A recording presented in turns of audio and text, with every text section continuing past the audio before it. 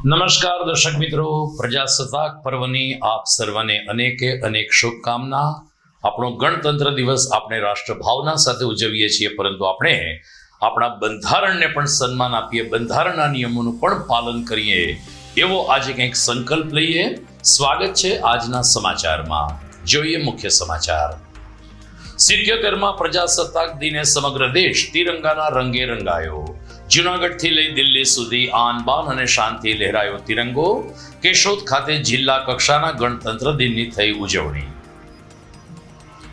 જૂનાગઢ મહાનગરપાલિકા, જિલ્લા ન્યાયાલય સહિત સરકારી કચેરી અને શાળા કોલેજોમાં થયા ધ્વજવંદન। તો મુસ્લિમ બિરાદરોએ પણ તિરંગાને સલામી આપી રાષ્ટ્ર પ્રત્યે વ્યક્ત કરી કૃતજ્ઞતા। જૂનાગઢના હાજી રમકડાના ઢોલકની થાપી દિલ્હી સુધી પહોંચી। કેન્દ્ર સરકારે પદ્મશ્રી એવોર્ડ માટે હાજી પીરની પસંદગી કરતા કલા જગત અને સોરઠમાં ખુશીનો માહોલ। હાજીભાઈએ પણ 70 વર્ષે યોગ્ય કદર થઈ હોવાનો વ્યક્ત કર્યો સંતોષ।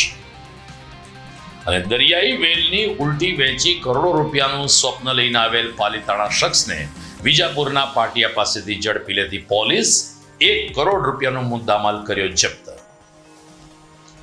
આ તમામ સમાચાર આપણે વિગતવાર જોઈએ તે પહેલા લઈએ એક બ્રેક।